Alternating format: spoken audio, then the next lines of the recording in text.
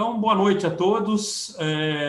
Eu sou o Roberto Alonso, atuo aqui na Fundação como consultor, como professor dos cursos de pós-graduação MBA, e hoje eu vou apoiar, né, o Dr. Luiz, o Dr. Edgar, na realização de mais um evento com uma convidada especial, a doutora Graziele.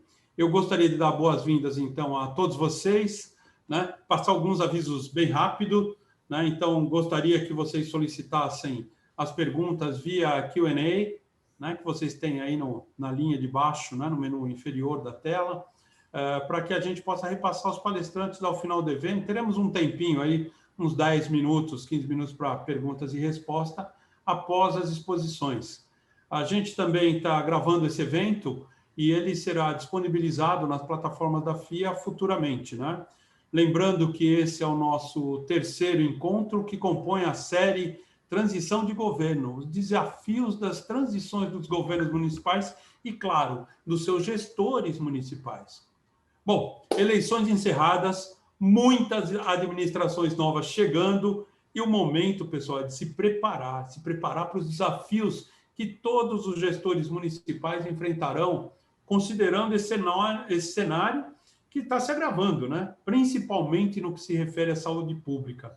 E por falar em saúde pública, eu gostaria de apresentar hoje os nossos palestrantes e, óbvio, contar rapidamente sobre a FIA, porque a nossa convidada de hoje é uma grande expertise, tem uma grande experiência na área de saúde pública, né? Assim como os consultores aqui da Fundação, que é uma referência já mundial em excelência de ensino, reconhecida como uma das mais avançadas instituições de ensino no mundo, com convênios de intercâmbio nas principais universidades dos Estados Unidos, Europa, Ásia, Américas, e atua em 3 áreas, né? A mais conhecida delas, educação, desde os seus cursos de graduação em administração, passando pelos cursos de pós-graduação, MBA, pós-MBA, mestrado em gestão de negócios, e os cursos de extensão, curso de educação executiva, extensão em EAD e também em Company.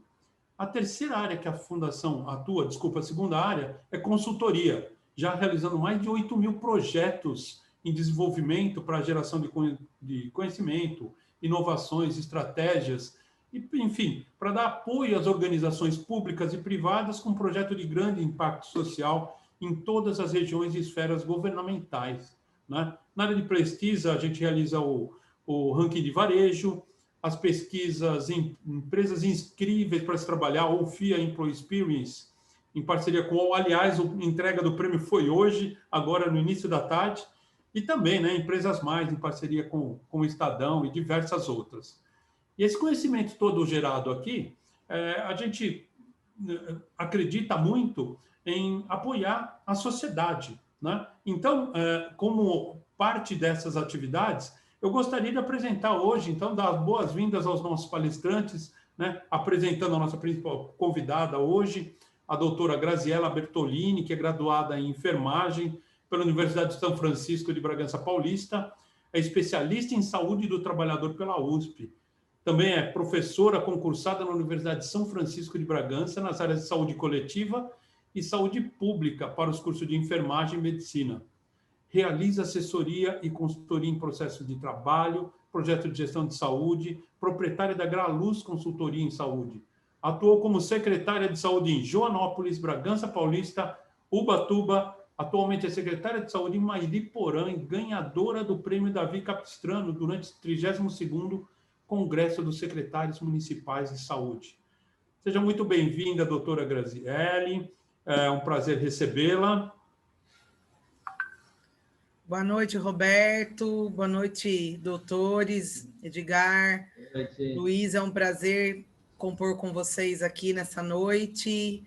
É um prazer estar junto à FIA, trabalhando aí a formação dos gestores. Eu acho que é uma instituição incrível que consegue contribuir socialmente, acho que num momento muito importante, né? Acho que as questões políticas, elas vêm sendo muito atacadas, estão frágeis, a gente vem, né, com um trabalho aí de formar e de capacitar os governos, né, e seus governantes que exercem papel fundamental aí na defesa da vida e na promoção de uma gestão de qualidade, né? E nesse momento de pandemia, a saúde tem sido uma área bastante importante, que devemos ter bastante zelo nesse processo de saída de gestão e para aqueles que estão assumindo de início de gestão.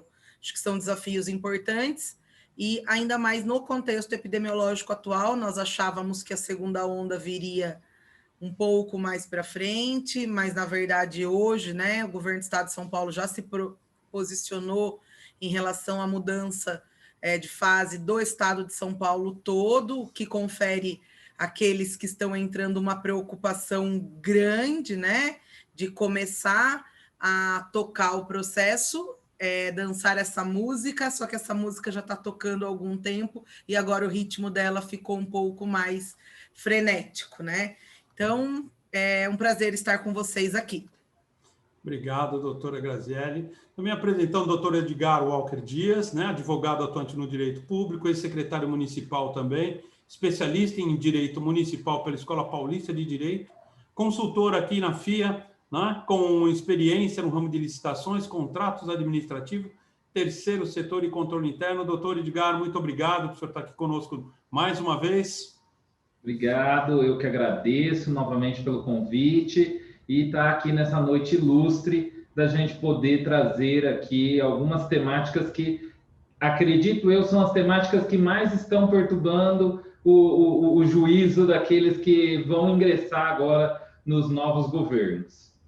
Muito obrigado. Doutor Luiz Gustavo Cordeiro Gomes, advogado com mais de 10 anos de atuação em direito público, especialista em direito administrativo pela PUC de São Paulo, consultor e palestrante aqui na FIA, responsável pelas análises de conformidade jurídica de diversos projetos de reforma administrativas municipais, planos de carreira para o setor público, regimes próprios de previdência municipal. Doutor Luiz, mais uma vez, muito obrigado por nos ajudar a organizar esses encontros aqui, né? É um prazer recebê-lo também. E a palavra agora está contigo, pode seguir. Muito obrigado. Muito obrigado, Roberto Alonso.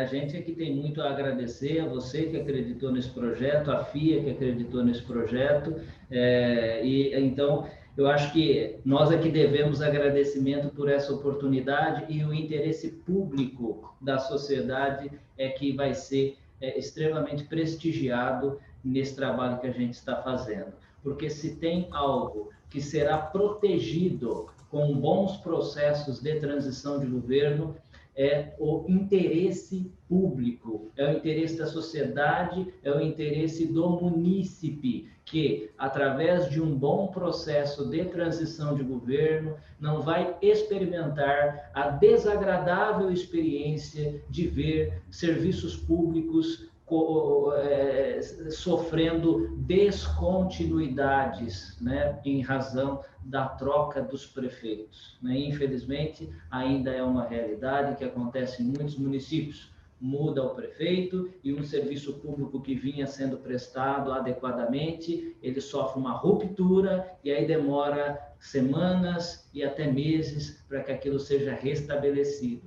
O grande bem que vai ser tutelado, que vai ser protegido é a continuidade dos serviços públicos e o interesse público ao final. Então, transição de governo, um projeto importante, uma discussão importante para a gente fazer. A FIA abriu a oportunidade para que nós fizéssemos isso aqui, estamos agora já no nosso terceiro e vamos indo aí para o nosso quarto encontro para falar de transição de governo, mas o mais interessante disso tudo é que as nossas transmissões vão recebendo audiência, mas depois a gente tem o cuidado de também encaminhar esses conteúdos, essas nossas discussões para os atuais, para os eleitos, né? A gente vai mapeando o contato dos prefeitos eleitos, dos assessores dos prefeitos eleitos,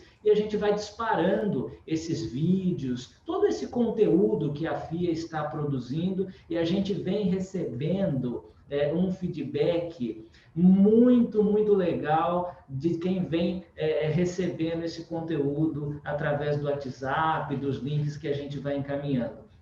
Tem sido muito gostoso a gente passar por essa experiência, porque várias pessoas já entraram em contato conosco e agradeceram, disseram que a gente tocou em pontos muito importantes para eles, e eu acho que isso nos dá uma satisfação muito grande, né, Edgar? De ver que a gente vem tratando de temas e de assuntos que, na prática, têm sido ali muito interessantes e de utilidade para as equipes de transição de governo. Para hoje, nós vamos ter aqui alguns temas, que é Tribunal de Contas do Estado de São Paulo e a atuação do órgão de controle externo, né, que é representado no Estado pelo Tribunal de Contas, né?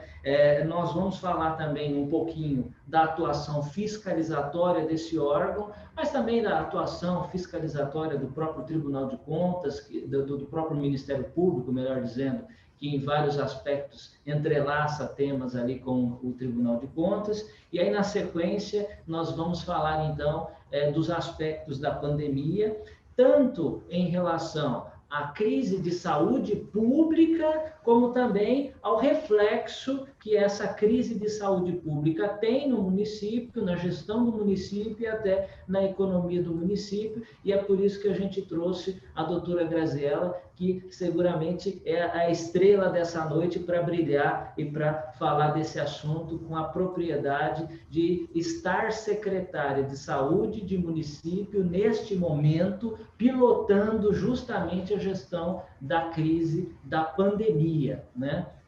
Então, eu vou primeiro liquidar aqui dois temas, que é Tribunal de Contas e Ministério Público, e, na sequência, a doutora Grazi já entra para falar dos aspectos da pandemia. Em relação ao Tribunal de Contas, eu acho que assim, a gente precisa, primeiramente, situar, né? E eu tenho aqui ao meu lado o doutor Edgar, que é um grande estudioso nos aspectos de controle, né? E eu acho que eu não conheço uma pessoa que é tão antenada na jurisprudência do Tribunal de Contas, nas orientações que o Tribunal de Contas emite. Eu acho que, às vezes, ele tem uma fonte que é só dele no Tribunal de Contas e que vai alimentando o WhatsApp dele de informações extremamente relevantes, né? Então, o doutor Edgar, ele estuda muito a questão do controle externo, ele estuda muito os posicionamentos do órgão de controle, do Tribunal de Contas, e eu gostaria que ele falasse um pouco aqui dos aspectos da jurisprudência, da atuação, daquilo que o Tribunal de Contas tem de relevante para que as comissões de transição de governo se atentem nesse momento.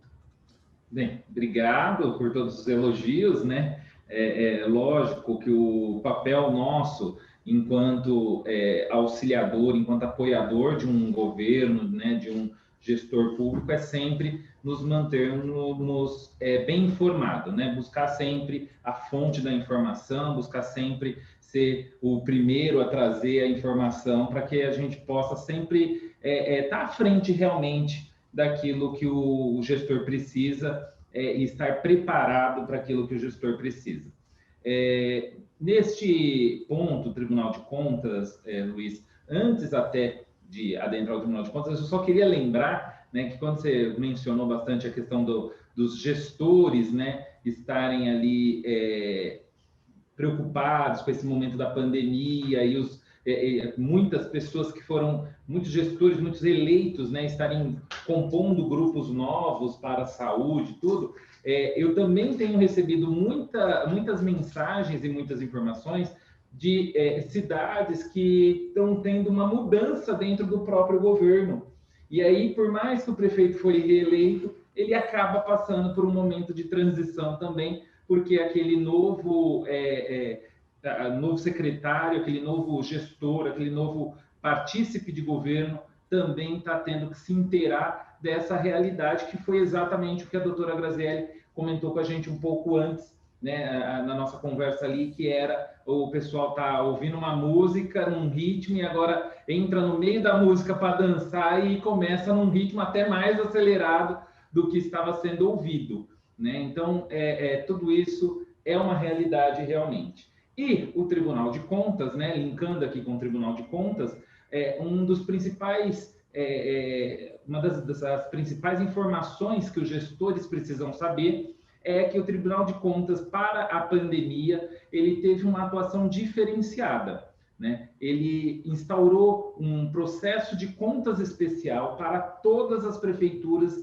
né, do Estado de São Paulo. Então, o Tribunal de Contas do Estado de São Paulo, responsável pelos 644 municípios, instaurou ali um processo de tomada de contas especial para apurar todos os contratos, todas as medidas, todos os gastos públicos referentes à pandemia de Covid-19. Então, doutor Edgar, você está dizendo para quem está nos acompanhando que 2020 teremos as contas anuais e, além disso, nós teremos um processo apartado, posso dizer assim, especificamente para fiscalizar Covid? Exatamente. Desculpa, eu tinha falado 2019, 2020.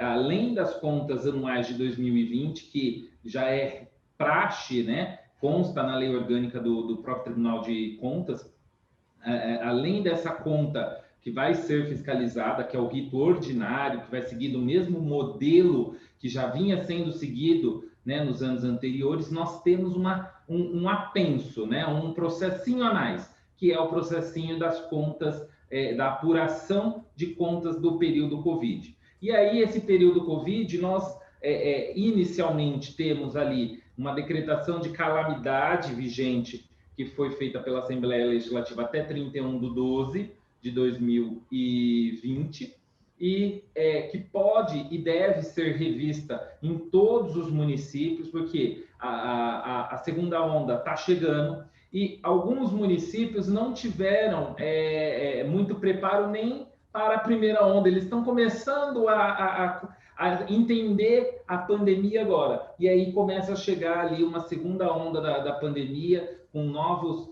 infectados, e isso tudo fará com que esse município precise, no primeiro momento, rever se ele permanece ou não permanece com estado de calamidade decretado.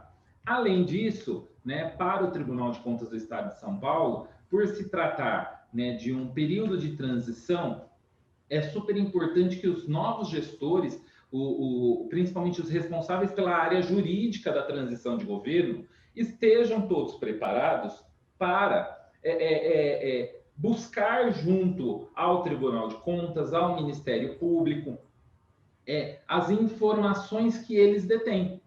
No Tribunal de Contas, às vezes existem apontamentos rotineiros e reincidentes dentro das contas dos anos anteriores, do gestor que está, né, saindo ali da administração. E esses apontamentos podem prejudicar em muito as contas do ano de 2021, que será a conta deste novo gestor. Por quê? Porque motivos de reincidência podem gerar reprovação de contas, principalmente reincidências a mais de 2 contas. Então, assim, se há mais de 2 contas está tendo aquele apontamento, ele gera um fato, né, que vai garantir uma desaprovação de contas de um gestor que está entrando agora no meio de um caos, né, da pandemia, mas que precisa ter a cautela de se atentar às informações que vão vir advir do Tribunal de Contas e do Ministério Público. No MP também é muito importante... Doutor, me permita então, só antes do senhor entrar no tema do Ministério Público, eu acho importante, a gente tem feito várias visitas, a gente tem acompanhado algumas transições em loco, e é interessante, nós temos visto que alguns grupos que estiveram nos governos estão voltando. Então, a gente está se encontrando com pessoas que ficaram 4 anos fora da administração pública municipal ou até 8 anos fora da administração pública municipal. Ontem mesmo eu estava fazendo um processo de transição, acompanhando um processo de transição em uma das cidades que procurou a FIA para que tivesse ali uma visita nossa. E nós chegamos lá e esse grupo já esteve no poder, né? Saiu durante 4 anos e agora está voltando.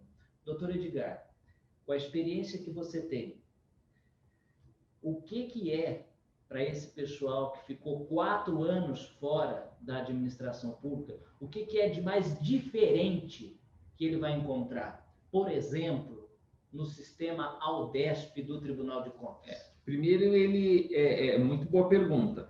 Primeiro, ele vai encontrar um Tribunal de Contas novo, né? A gente brinca entre procuradores, entre secretários, a gente brinca muito que o Tribunal de Contas ele passou por um processo, né, de maquiagem. Ele está bem bonito agora. Ele tinha ali um formato de trabalho muito presencial. Então, o gestor que estava 4 anos atrás, lá em 2016, ele ainda estava pegando o comecinho do tribunal na modificação, porque começou em 2016, mas em 2015 estava muito acostumado com o envio de processo na capinha rosa, com a comunicação do tribunal sendo feita quadrimestralmente, não acompanhou, né, muitas as fiscalizações ordenadas, o próprio Aldesp, né, ele inicia ali em 2016 e começa a ganhar muita força no ano de 2017 para 2018.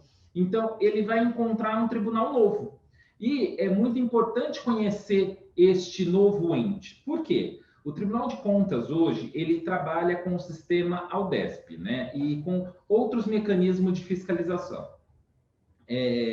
Esse sistema Aldesp, que é o sistema de envio de informações Prefeitura-Tribunal de Contas, ele faz um link de tudo que é processado dentro de uma administração.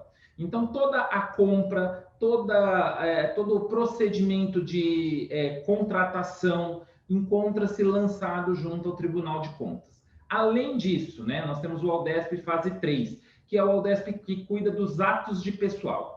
E que fica dentro desse processo, desse procedimento do Aldesp atos de pessoal. Segundo a Instrução Normativa 2, né, de 2020, novíssima, saiu recentemente, que veio substituindo a Instrução Normativa 2 de 2016, o Aldesp ele coleta as informações desde o momento que você inicia um processo de contratação. E aí, quando nós estamos falando desse tipo de contratação, estou me referindo à contratação de pessoal. Então, desde quando você abre o procedimento de contratação de pessoal, você abre também o procedimento no Aldesp fase 3. E aí ele vai acompanhar todo o passo a passo de contratação. Tudo vai ficar lançado lá no Aldesp. Quantas vagas você abriu para o concurso, se o concurso é um processo seletivo, se o concurso, qual foi a empresa que vai realizar o concurso, quais serão as fases desse concurso, os habilitados, né? Todas essas informações que muitas das vezes nós só enxergamos ela por meio das publicações nos sites de empresas que fazem os concursos públicos, essas informações também são lançadas no sistema Aldesp. Doutor Edgar, dentro da administração municipal, existe uma figura-chave nessa relação município, Tribunal de Contas e operacionalização desse Aldesp. Fala para a gente um pouquinho dessa figura-chave, que é o controlador interno das prefeituras. O controlador interno, doutor Luiz, ele é o responsável pela comunicação e pela garantia da aplicação da lei dentro do município. O que significa isso? O controlador interno, não necessariamente, ele vai manusear o Aldesp dentro do município. Nós temos operadores de Aldesp dentro de cada departamento, no departamento de recursos humanos, gestão de pessoas, compras, licitação, contratos, né? Tem os seus operadores. No entanto, o controlador interno, ele é a figura dentro do município, a gente costuma chamar ele de braço, né? Ele é o braço do tribunal dentro do município que vai fiscalizar todos os lançamentos feitos por esses operadores, vai corrigir e vai garantir que as informações prestadas para o Tribunal de Contas são as informações fidedignas, são as informações verdadeiras. Doutor, me diga uma coisa, é relevante para as equipes de transição de governo envolverem o controlador interno no processo de transição? No primeiro momento da transição de governo, você precisa identificar qual que é a forma do provimento do seu controlador, né? Muito embora existam várias ações diretas de inconstitucionalidade discutindo a forma de provimento do controlador, né? Nós temos ações diretas de inconstitucionalidade que recai sobre o provimento puro de comissão, falando que não pode. Nós temos ações diretas de inconstitucionalidade questionando até mesmo a função de confiança do controlador, na medida em que em algumas ADINs, né, ações diretas de inconstitucionalidade, foram questionadas se esse cargo, dependendo do porte do município, não seria um cargo de puro provimento efetivo, então você não teria que ter o cargo de controlador. Então, na transição, o primeiro momento é você identificar o seu controlador, ele é comissionado, ele é um efetivo em comissão, ele é uma função gratificada, ele como que ele vai ingressar nesse cargo? Esse controlador, ele tem mandato, porque às vezes pode estar descrito, né, para garantir até a autonomia do controle interno, pode estar descrito na lei do controle interno que o controlador-chefe vai ter mandato, e aí os mandatos podem não coincidir com o mandato do prefeito, então você vai ingressar, tem lá um controlador que vai encerrar o seu mandato no fim do próximo ano, né? Você vai trabalhar com ele 1 ano. Lógico, é uma figura importantíssima para o momento da transição, por quê? Porque ele tem que estar capacitado para entender qual que é o papel dele dentro do sistema de controle interno, né? E quando a gente fala em sistema de controle interno, é mais complexo do que interpretar somente o ALDESP, é interpretar como que vai ser feito todo o sistema de fiscalização deste departamento dentro da prefeitura, se vai casar, não vai casar, então tem toda uma sistemática a ser implantada, né? E este controlador precisa estar bem capacitado para interpretar e auxiliar o próprio gestor a identificar as falhas e a fornecer para ele também metodologias de solução. Nos relatórios de contas, é muito comum o Tribunal de Contas apresentar que os relatórios de controle interno não apresentam meios de solucionar os problemas. Então, o controlador, às vezes, adota uma sistemática de apontamento que só aponta e não traz ali nenhuma meta a ser atingido, nenhum meio ou mecanismo para enfrentamento do problema. E isso, né, para o Tribunal de Contas é sempre mal visto. Por quê? Porque o Tribunal de Contas ele tem uma função pedagógica também, né? A própria Escola Paulista de Contas sempre, nas palestras, nos seminários, eles sempre comentam muito sobre a função pedagógica do Tribunal de Contas.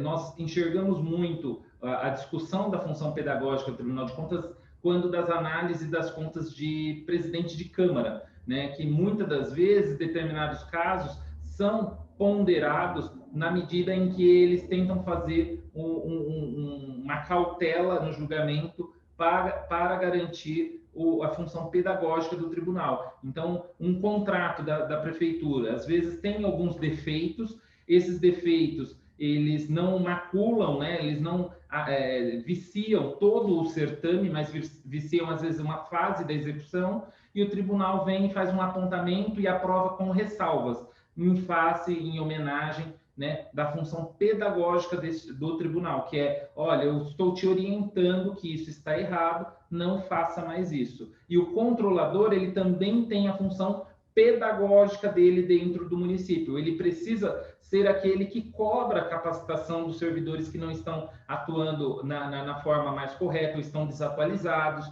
Então, o controle interno ele é muito mais do que um agente, um braço do Tribunal de Contas. Ele pode auxiliar e, se não bem equipado, o próprio sistema de controle interno pode até, às vezes, atrapalhar na condução da gestão pública. Doutor, me diga uma coisa, acho que, então, o resumo é que, sim, o controlador interno é importante para a equipe de transição, mas, com a sua experiência, doutor, Tem alguma estratégia que a equipe de transição poderia adotar, né? Eu me refiro a uma equipe de transição devidamente constituída e formalizada no âmbito municipal. Algum membro da equipe de transição, algum representante da equipe de transição de governo, ele poderia tomar a iniciativa de partir para alguma ação direta com o Tribunal de Contas e buscar informações, digamos assim, pulando essa relação com o controlador interno, indo direto no Tribunal de Contas. Com certeza, e existe o mecanismo, e a gente costuma orientar até os municípios que estão participando dessa fase de transição conosco, que é o departamento jurídico da transição de governo. Ele pode, né, existe essa possibilidade, não só pela lei de acesso à informação, pelo próprio, por toda a legislação do Tribunal de Contas, né, em garantir o acesso aos processos não sigilosos e assim vai. E o departamento jurídico da equipe de transição de governo, eu recomendo que eles se habilitem nos processos de contas, né? Eles se habilitem lá, informem na sua peça, na sua petição, que tem uma procuração do prefeito eleito, informem que estão no processo de transição, compõem o processo de transição, demonstrem ao Tribunal de Contas que já foi oficiado o prefeito em exercício, né, que é o prefeito que está na máquina, que existe uma composição, que o representante jurídico daquela composição de comissão de transição de governo é a pessoa que está peticionando, e, né, ingressem no Tribunal de Contas pedindo habilitação nos autos das contas, nos autos dos processos de execução contratual. Para quê? Para que você antecipadamente não precise estar dia 1º de janeiro recebendo informações que você possa estar colhendo antes. Então, esses processos não são sigilosos, podem sim ser, né, habilitados, não só com pedido de vista, mas entendo eu como habilitação, porque você é uma parte interessada naquele processo.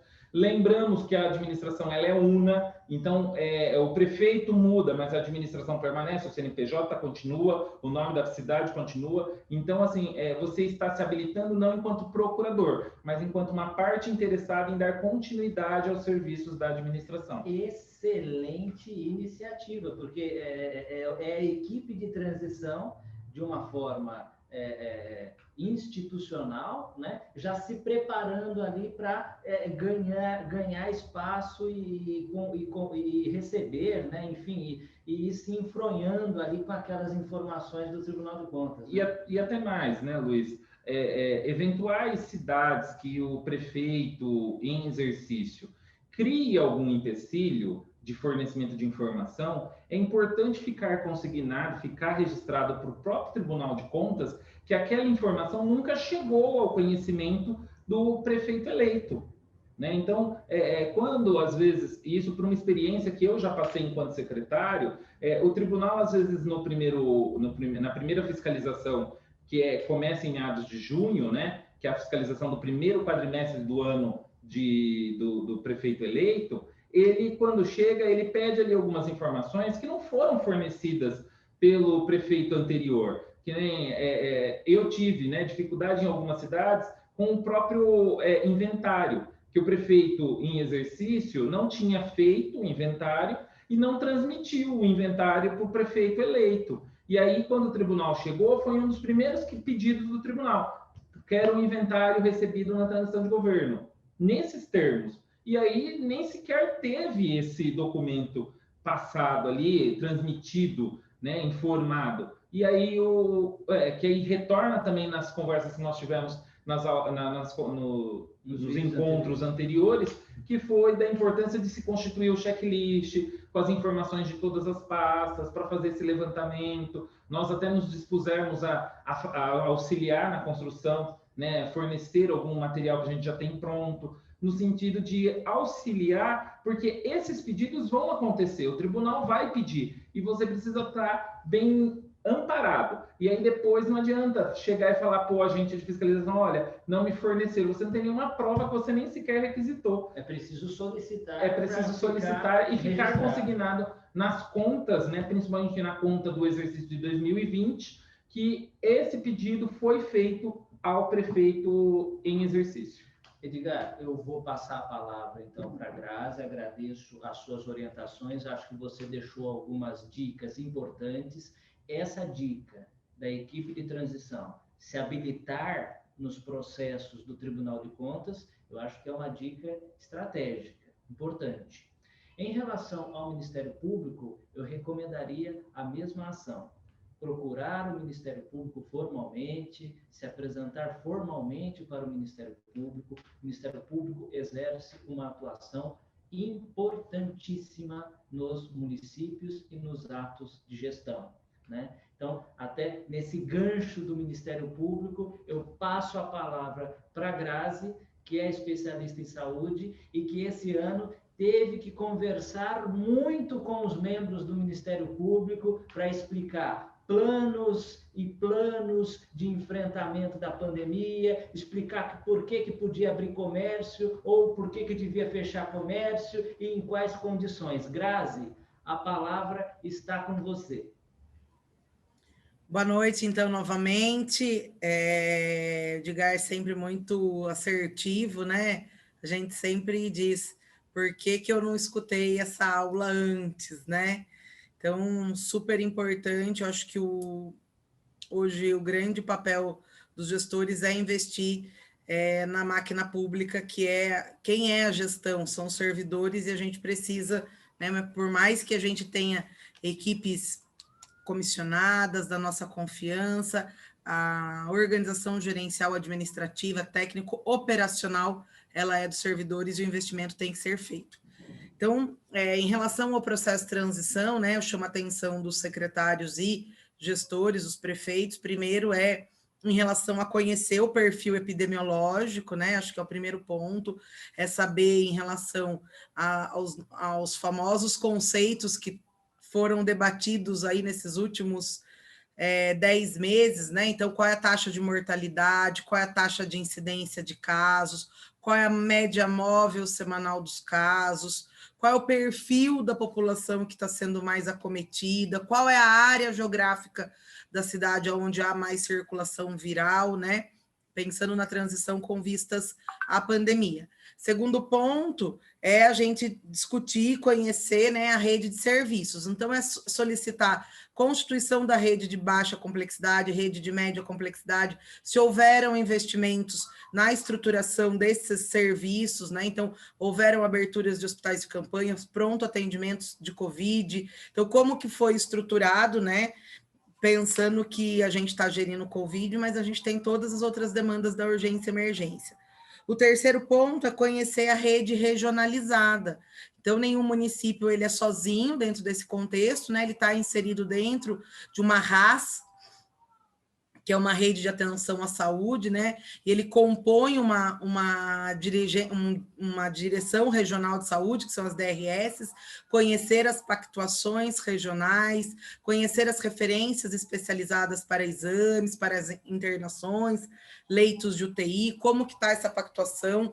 Hoje eu estava com vocês aqui e eu estava também assistindo a reunião que o secretário de Desenvolvimento Regional, Marcos Vignoli, está fazendo neste momento com os prefeitos e com os secretários, né, chamando atenção para a nova atualização do Plano São Paulo, né, então a gente lembra que tem que se fazer um esforço muito grande regional de buscar recursos, a gente percebe que a gente tem saído e o aporte diminuiu, e o Edgar foi muito certeiro que tem que observar todas as tomadas de contas específicas para o Covid, então saber que contratos estão sendo observados, como que está sendo feito a reposição de RH, visto que tem vedações do período eleitoral, teve vedações da Lei 173, então isso está sendo feito por OS, está sendo feito por contratação de prestadoras de serviços, está sendo feito por processo seletivo emergencial, então conhecer qual é o RH existente, qual é o RH que está sendo ampliado, né? E preparar o plano de contingência. Acho que um documento básico é pedir o plano de contingência que está em vigência, né, o 4º ponto, mas a partir dele revisar o plano de contingência de acordo com as variáveis do perfil epidemiológico, que é o primeiro item que eu sinalizei. Se não conhece o perfil, ou se o perfil mudou, o plano já não é mais tão atual, né? Um plano, né? E principalmente os planos de contingência, eles carecem de avaliações periódicas ou semanais, de acordo com as próprias semanas epidemiológicas, né? Porque isso é muito dinâmico, né? Aquilo que a gente planeja em termos de fiscalização para um período é diferente de quando a gente tem incidência lá em cima, letalidade lá em cima, né? Então, são aspectos importantes. E, entrando um pouco, né, na transição da saúde como uma obrigação aí dos novos gestores, é conhecer basicamente, né, os instrumentos de planejamento do SUS, que é o que norteia a organização da gestão municipal. Então, o primeiro deles é o Plano Municipal de Saúde, né? O Plano Municipal de Saúde ele está vigente até 2021. São os gestores que estão assumindo que terão a obrigação de convocar os seus coletivos, fazer as suas plenárias com trabalhadores, com gestores, com usuários, com o próprio governo, trazer para dentro o plano de governo, né? A gente sempre diz, né, que os planos de governo eles são instrumentos públicos registrados durante o período eleitoral e que tem que ser executados, né? Tem que ser trabalhado. E é o ano, então, que se faz o Plano Municipal de Saúde 2022-2025, né? E a gente orienta, né? O Ministério da Saúde orienta que se realize o plano através das realizações das conferências municipais, que são espaços de decisões, pactuações e participação do processo tripartite da gestão, usuário, gestor e trabalhador, e em conjunto, claro, com o próprio Conselho Municipal de Saúde. Então, precisa conhecer a legislação municipal que rege o conselho, se existe lei regulamentadora, como que está a composição, quem é o presidente, como se dá os atos normativos, votação, deliberações, até porque todas as audiências quadrimestrais, elas devem ser aprovadas pelo Conselho Municipal de Saúde, né? O outro ponto específico é a relação, a gente sempre diz, o Edgar bem lembrou do controle interno, a relação de contratos vigentes, contrato, gestor do contrato, prazo de validade de contrato, sempre focar os serviços de atenção continuada, porque esses é que a gente não pode descontinuar, que foi o que foi dito, né?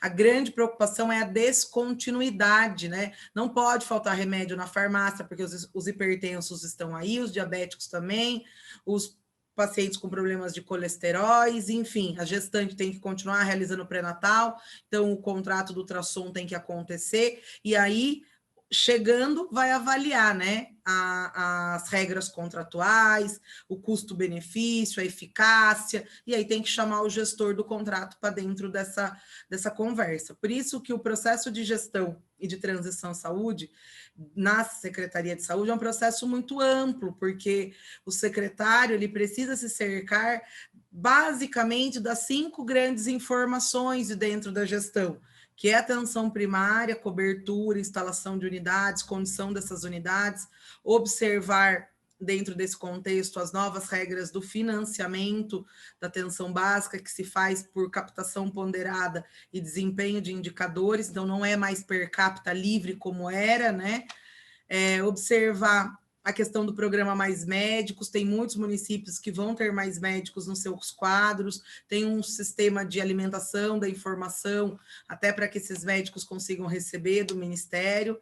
Na média e alta complexidade, atentem-se às filas, né? Por isso é importante conhecer as pactuações regionais, para saber como que está a gestão da referência de alta complexidade. Hemodiálise costuma ser sempre um grande nó, né? Uma pedra no sapato do gestor. A gente sempre fala que tem muita necessidade e pouca possibilidade, por isso a gente percebe que muitos hospitais estão com seus leitos ocupados por pacientes que estão dialisando, porque não tem cadeiras na referência ambulatorial. Então, é importante chegar, pedir como documento de transição e depois mergulhar a equipe dentro dos centros, das centrais de regulação, né, que é onde está lá disposto, tem a famosa fila do CDS, que é a fila, a plataforma das filas de espera. Hoje a gente tem que qualificar, então, quantos eu estou aguardando para ultrassom, para ressonância, para tomografia, quantos estão nas filas de cirurgias,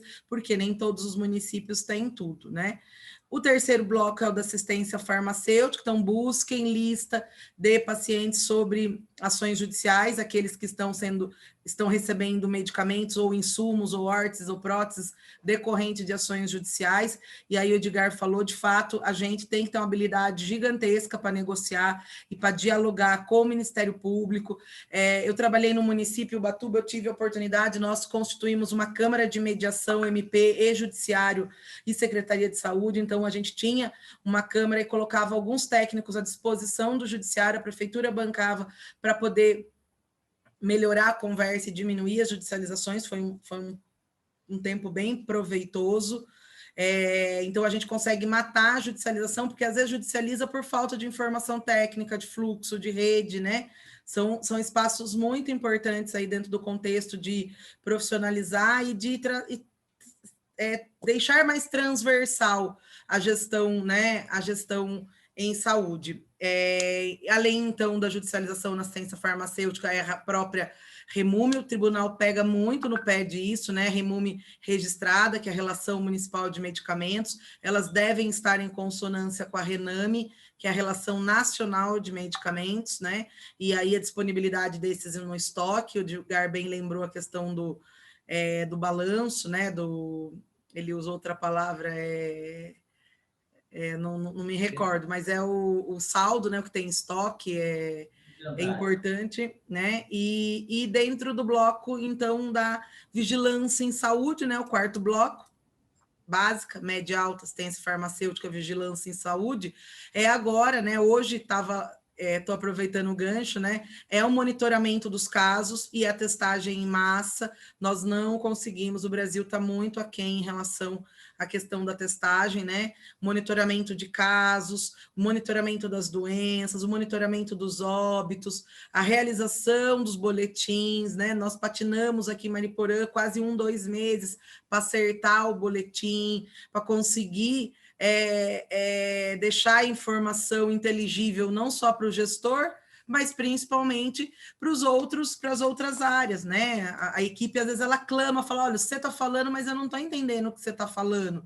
Traduza isso para a gente, porque a educação vai precisar usar dessa informação, o desenvolvimento social vai precisar usar dessa informação, o desenvolvimento econômico vai precisar também ter acesso a essas informações, né? E o quinto bloco é o bloco da gestão do SUS, né? É o grosso, é a gestão de pessoal, que envolve a educação permanente em saúde, né? Formação, qualificação do SUS, isso é uma linha, né? Educação continuada, educação permanente, a informatização, isso hoje, por conta da mudança de financiamento, a gente tem que... o Ministério da Saúde deu... vence, acho que agora, esse fim de ano, prazo para que os municípios informatizassem e implantassem os seus PECs, né, seus prontuários eletrônicos e a conectividade. Houveram linhas, inclusive, de financiamento do Ministério da Saúde para informatização, hardware e software.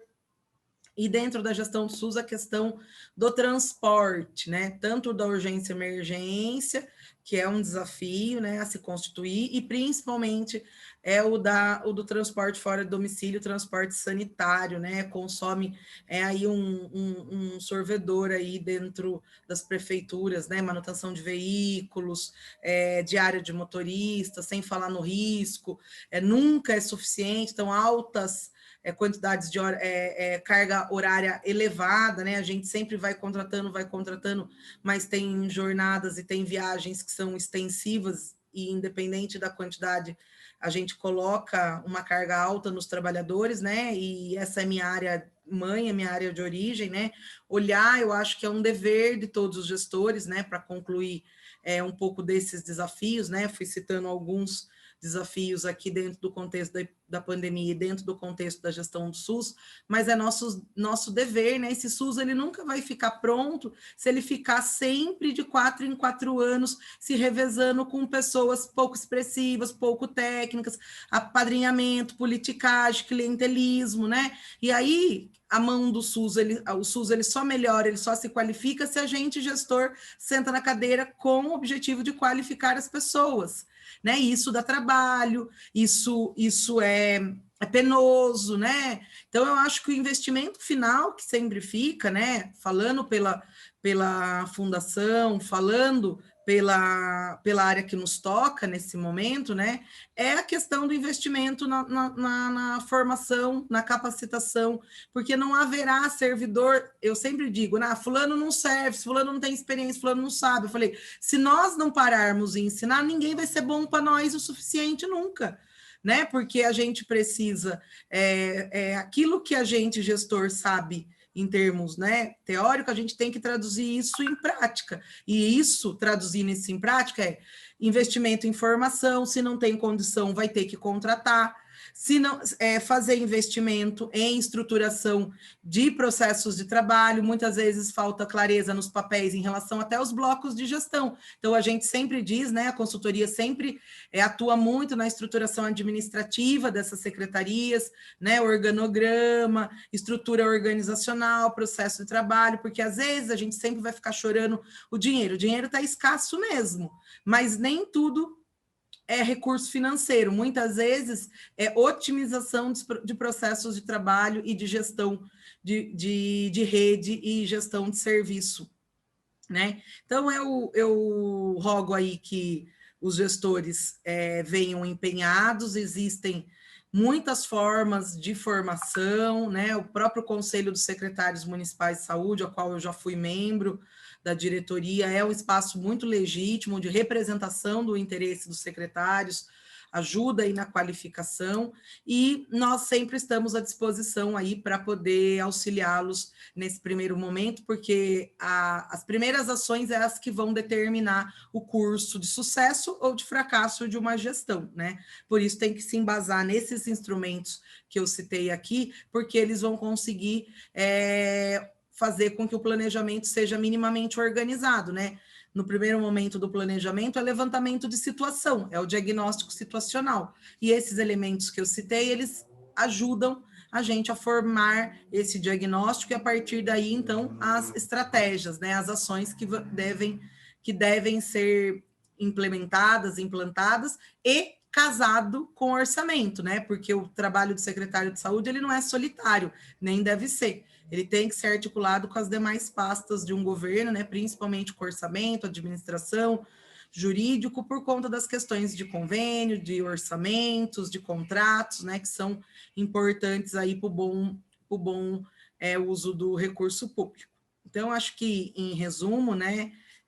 De maneira bem didática, eu acho que são esses dois blocos de conteúdos e de pontos que devem ser levados em consideração aí pelos novos gestores, né, que venham com muita saúde, com muita garra, que assumam aí a gestão, né, do SUS paulista, do SUS do Brasil, né, que a gente tem muita gente nova aí, e só um dado, né,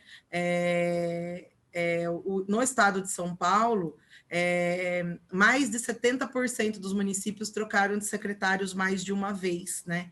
O quão que é difícil a gente ter gestores que consigam segurar a gestão durante o período todo, né? Às vezes ou por falta de formação mesmo, ou às vezes por falta de apoio técnico, né? Às vezes são boas pessoas, mas que faltou apoio, faltou a consultoria, faltou assessoria técnico, porque a gente tem que ter condição de tomar decisões sempre sustentadas por um arcabouço técnico. A gente não tem condição de saber de todas as matérias, mas a gente tem condição de pedir apoio para poder melhor tomar as decisões sobre todas essas matérias que são da nossa competência dentro da gestão do SUS. Então, era isso que eu queria colaborar com vocês nesta noite.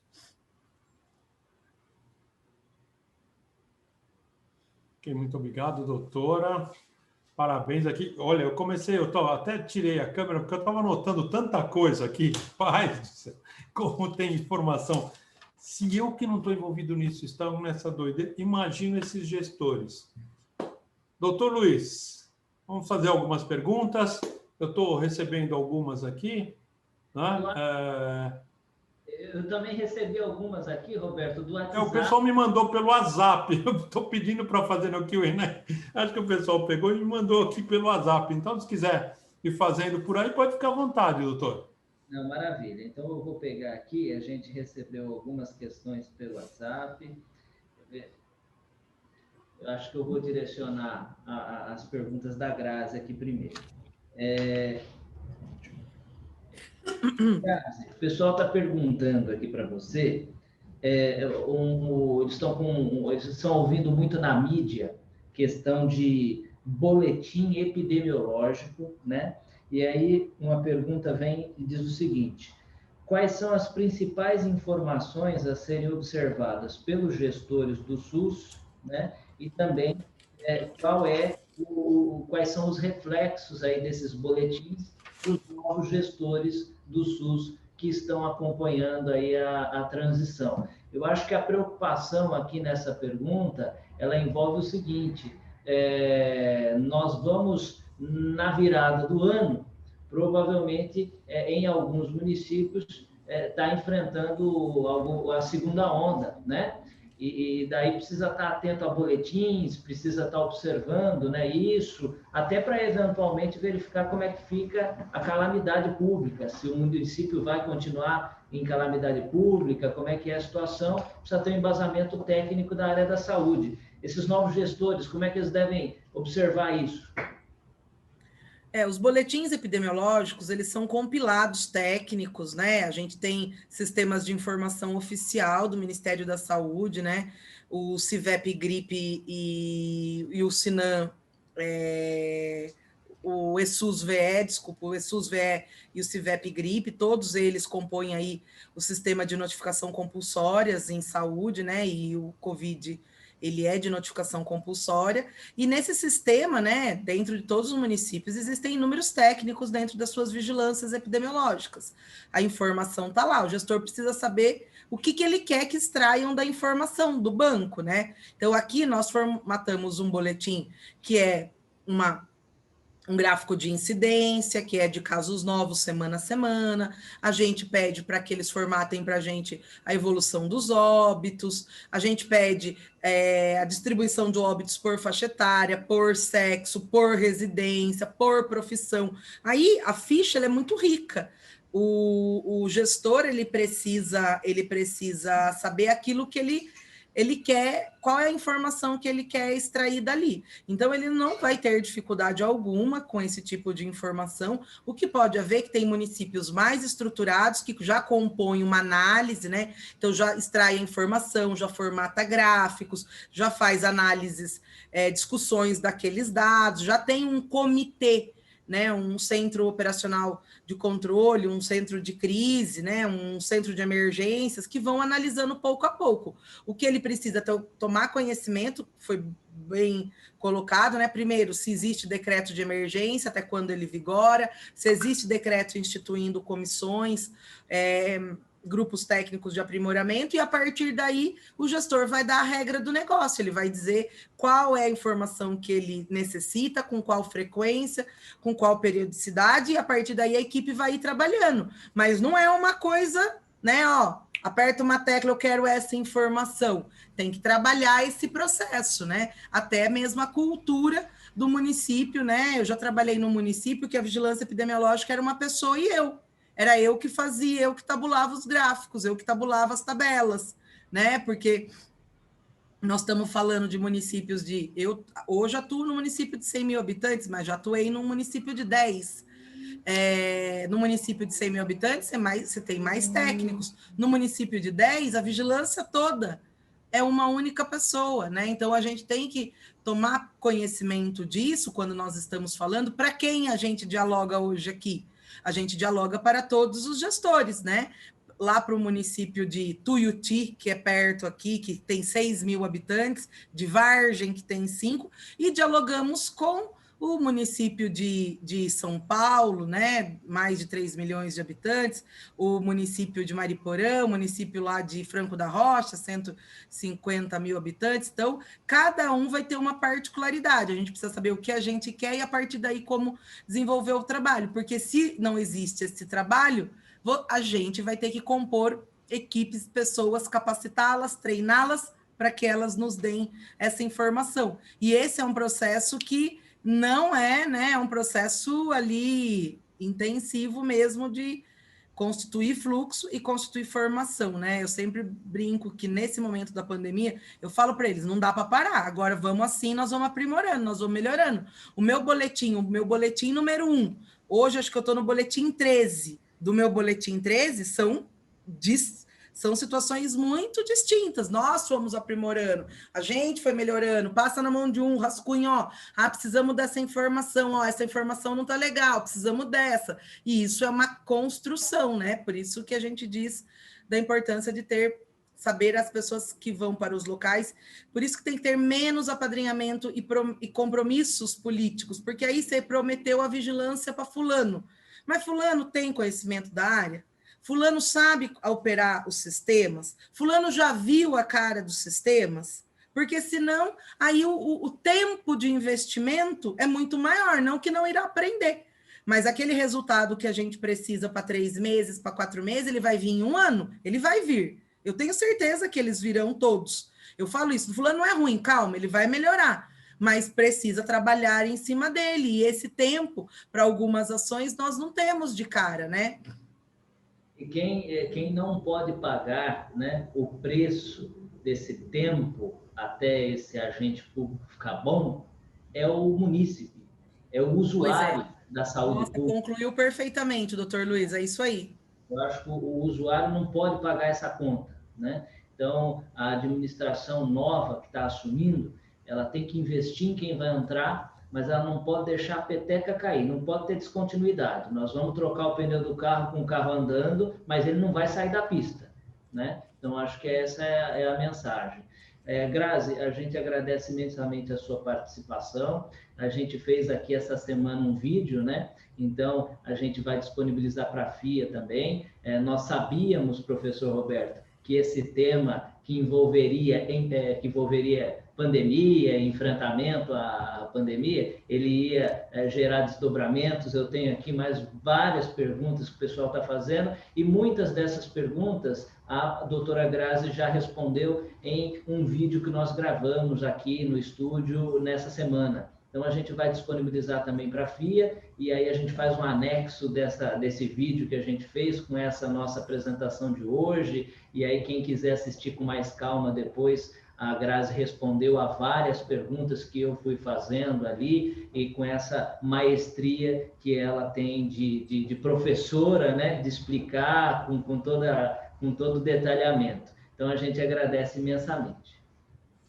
Muito obrigado. Aqui eu acho que tem bastante perguntas que eu já fiz de lá, que já separei aqui para responder, mas aí você perguntou sobre controlador. Tem uma pergunta aqui falando sobre controlador interno, que o doutor Edgar respondeu muito bem, né? Então acho que a pergunta já estava respondida.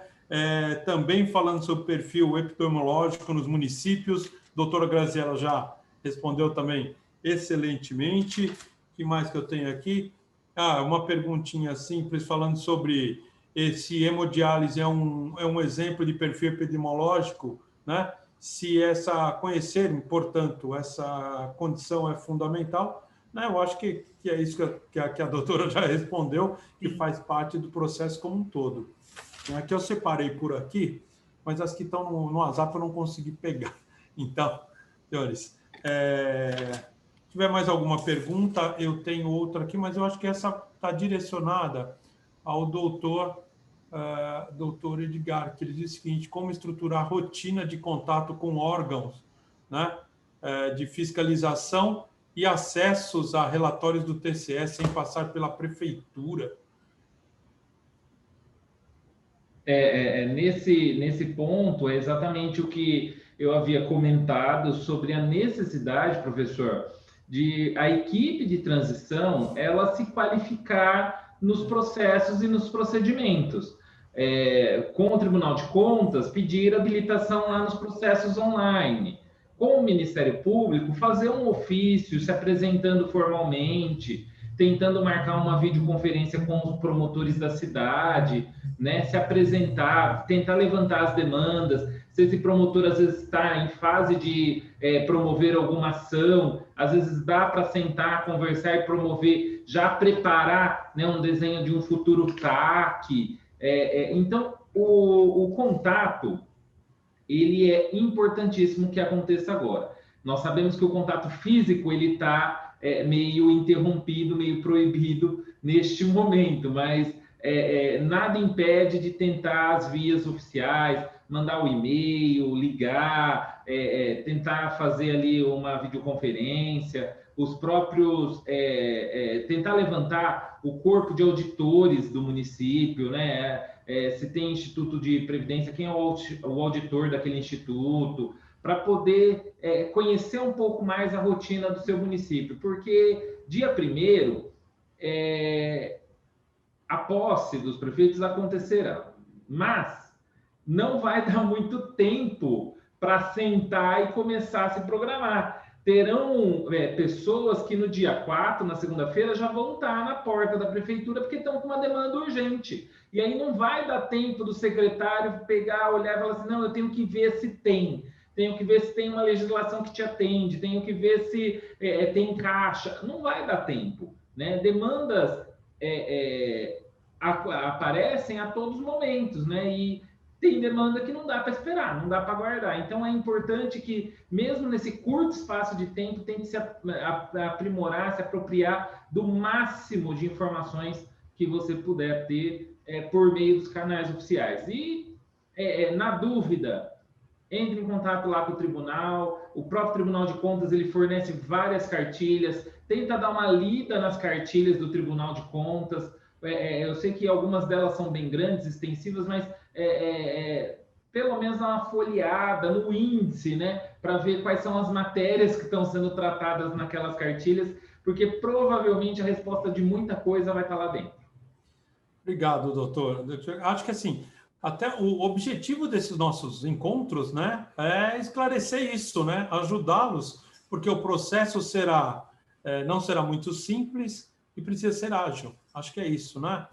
Bom, não sei se o senhor tem mais algumas considerações. Pelo adiantado da hora, a gente já deveria estar encerrando.